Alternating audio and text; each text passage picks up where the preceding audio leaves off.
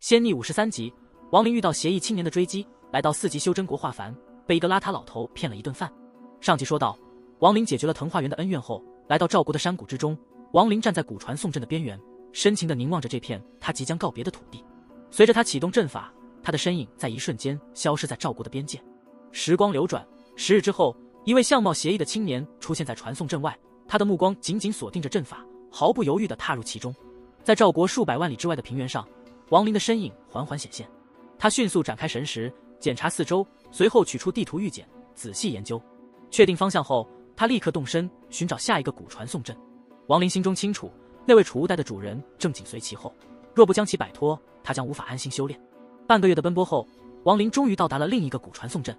他站在阵中，准备使用极品灵石启动阵法。就在这时，远处的黑云迅速逼近，云中显现出一个邪异青年纳多，他的目光阴沉，紧紧锁定亡灵。亡灵心中一紧，意识到对方的速度快得惊人，且修为深不可测。在这危急时刻，他毫不犹豫地将体内灵力注入阵法，加速启动过程。就在邪异青年即将到达的瞬间，传送阵成功开启，亡灵的身影在光圈中消失。纳多怒吼一声，施展秘法，也进入了传送阵，紧随亡灵而去。在传送阵的穿梭中，亡灵感到了前所未有的危机。他感受到了一股强大的神识，如同飓风般向他袭来。在生死关头，亡灵的极境神识化作一道红色闪电，与对方的神识相撞，成功争取到了宝贵的时间。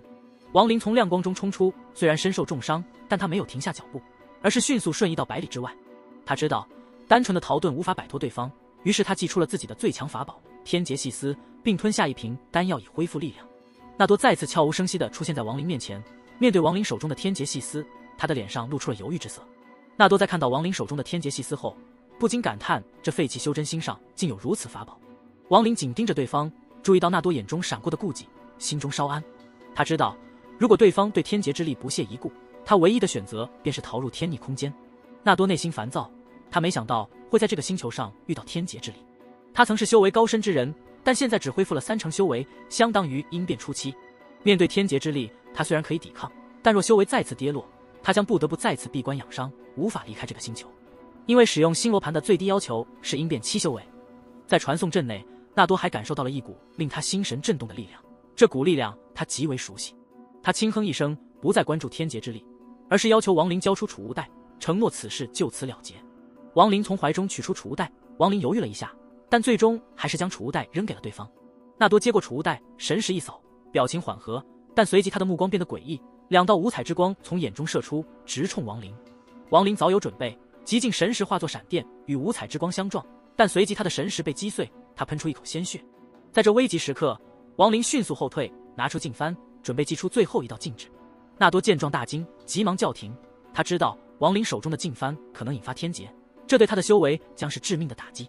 他内心苦笑，天劫细丝虽能让他修为下降，但不至于致命，而镜幡则可能让他永无恢复之日。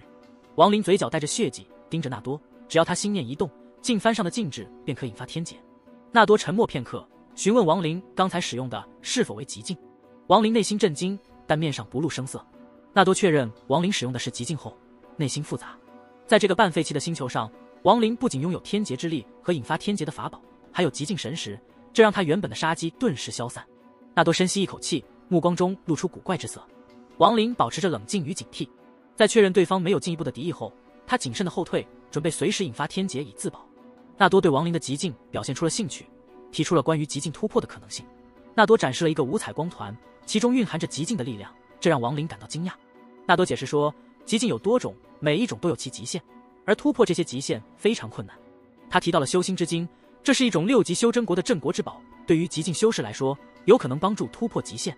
亡灵虽然心动，但也清楚修心之经不是轻易可以获得的宝物。纳多在告别前给了亡灵一个希望，告诉他如果将来有机会获得修心之经，可以到五行星找他。纳多使用星罗盘离开了这个星球。亡灵内心充满了对更广阔世界的渴望，他决定提升自己的修为，目标是达到化神期。化神期是3级修真国升为4级的关键，难度极大。亡灵知道要达到这个目标，他需要前往一个4级修真国。他查阅地图预检，选择了最近的4级修真国五派联盟。半个月后，亡灵到达了五派联盟的边界，这里有一道光幕房卡，用来阻止外来者进入。亡灵利用自己的禁制技巧，成功打开了光幕的一个缺口，并迅速穿过，进入了五派联盟的境内。亡灵在进入4级修真国后，选择隐匿自己的修为，像一个普通人一样行走在官道上。他深知要突破元婴进入化神期，需要的不仅仅是功法或丹药，更重要的是对天道的感悟，领悟出属于自己的境地。王林没有加入任何门派的打算，因为他明白，除非能真正进入门派核心，否则对于提升化神期的修为帮助不大。他决定依靠自己对修真的理解和与化神期修士交手的经验，去感悟天道。在官道上，王林的本尊隐藏，分身显露，他不再依赖极境，而是将其视为一件法宝。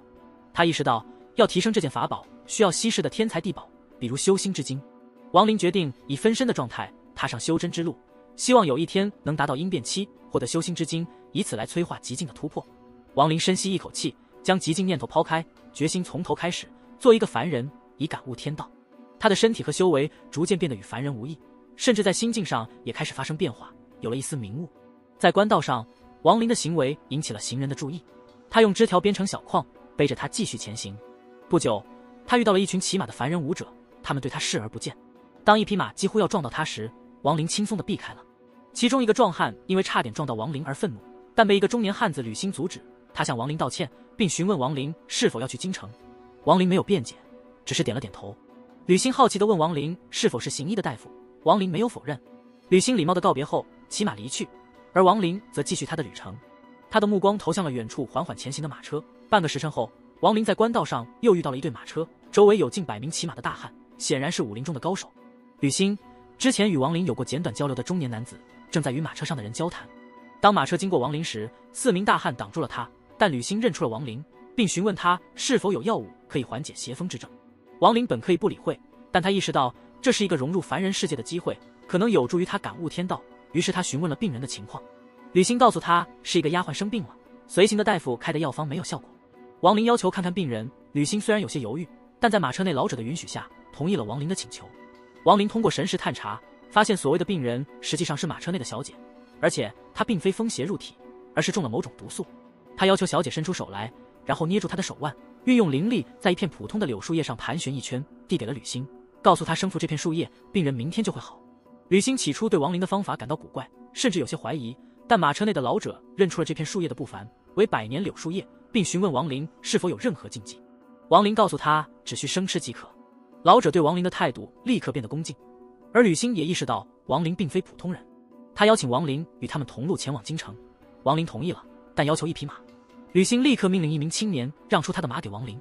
王林接受了吕兴的邀请，决定加入车队的篝火晚会，体验一下凡人的欢乐。他骑着的马似乎也感受到了王林的愉悦，显得异常温顺。在篝火旁，王林与车队的人们交流，虽然他不需要食物，但他却享受了与人们共饮的乐趣。他喝着酒，感受着凡人的热闹和温暖，这让他的心情变得轻松，甚至有些怀旧。他想起了自己的过去，那些还未修仙的日子，以及与亲人共度的时光。王林体验了凡人的欢乐和温暖，他的内心感慨万分。虽然这些凡人的生命在他眼中显得脆弱，但他们的快乐却是真挚而直接的，这是他作为修仙者难以触及的。在与车队人们的交流中，王林逐渐放松了自己。他的话语虽不多，但与他们的互动让他感到了一种久违的轻松和愉悦。那些汉子们与他拼酒，女眷们也加入了欢乐的氛围，尤其是那位给他送食物的丫鬟，她的目光不时落在王林身上，似乎对他充满了好奇。随着夜深，人们陆续醉倒，女眷们回到马车中休息，而王林则在大树旁坐下，心中充满了平和。在这一刻，他几乎忘记了自己是一个修仙者，而是完全融入了这个凡人的世界。闭幕内视，王林惊喜地发现自己的修为有了突破，从元婴初期提升到了中期。这虽然在他预料之中，但他没想到会在这样的情况下发生。他意识到这种心境的平和和与凡人的互动对他的修为有着积极的影响。然而他身体外的红色雾气，那是由他400年来杀戮所积累的煞气开始有所消散。王林深吸一口气，他感觉到如果让这些煞气继续消散，他可能会失去一些重要的东西。于是他开始尝试凝聚这些红色物质。随着车队进入京城，王林见识了4级修真国凡人的都城。虽然都城华丽，但在他眼中却平淡无奇。然而城中的9根黑色圆柱被称为仙木的建筑物却引起了他的兴趣。这些柱子中居住着修士，他们通过阵法保护，防止外人窥探。在与车队的告别中，王林感受到了吕兴、孙老二以及郎中老者的关心，特别是那位面带白纱的女子。虽然她没有直接与王林交谈，但她通过丫鬟转达了对王林的感谢，并给了他10两金子作为枕巾。王林接过金子，没有推辞，这是他400年来首次以这种方式获得凡人界的金钱。他向众人一抱拳，转身离开了车队。